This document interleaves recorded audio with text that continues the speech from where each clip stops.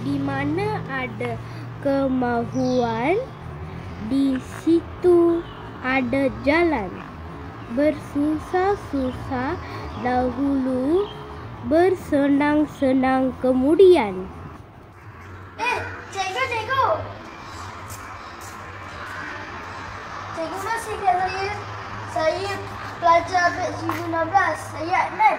Oh, Adnan rupanya. Kan siapa tadi? Wah, gabungan betul dia. Sekarang belajar di mana? Saya dah masuk universiti. Saya tamat universiti dengan kelas pertama. Wah, tak sangka sekarang kamu jadi pelajar terbaik di universiti. Terima kasih, Cikgu.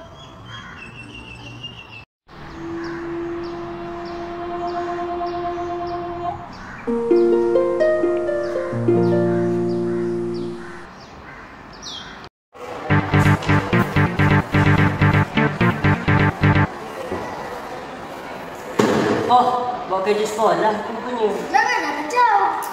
Macam marah. Kau nak tunjuk pandai ke ni?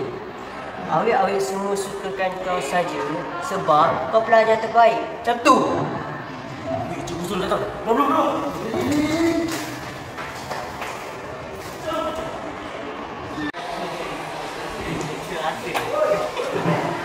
Kenapa tadi? Nampak macam dia orang kacau Adnan je. Tak ada apalah, Cikgu. Diorang cuma main je. Adnan. Ya, kenapa sama? Kamu dah makan ke belum? Belum. Kenapa? Saya tak ada duit belanja. Dah 10 sen pedas lemak. Terima kasih. Sama.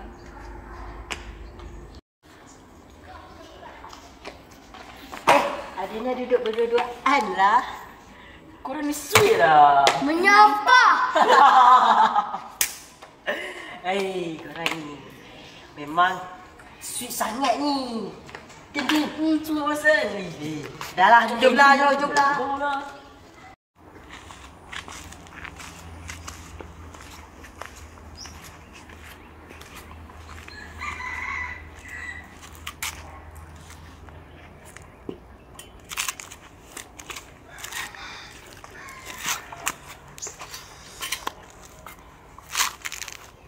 Tima, Tima.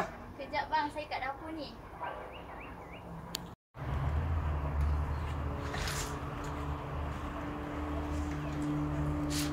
Kenapa ni bang? Nampak risau je. Mana tak risau. Hari-hari hujan nak kumpul susu getah pun payah. Nak hantar duit kepada Adnan untuk bayar yuran sekolah. Mana ada duit? Tak apalah bang, Adnan kan dah pinjam duit dengan kawan dia. Abang. Abang, Adnan dah sampai. Buka dapur. Ayah, mesti saya dalam 2 minggu ni saya dah habis ijazah. Alhamdulillah lah nak.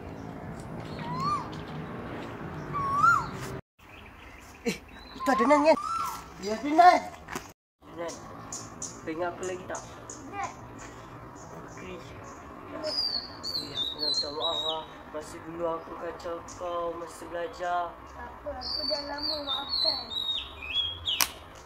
Pakcik, saya pun nak minta maaf pakcik. Kacau anak pakcik selama ni. Pakcik, saya minta maaf ni pakcik. Tak apa, pakcik maafkan. Kali jangan buat lagi. Weh, tahniah tu kau dapat kerja yang bagus. Aku menyesal sangat sebab jadi pekerja kilang je. Tahniah. Terima kasih. Terima kasih Salma kerana menolak Adnan sampai ke universiti. Sama-sama, Cik.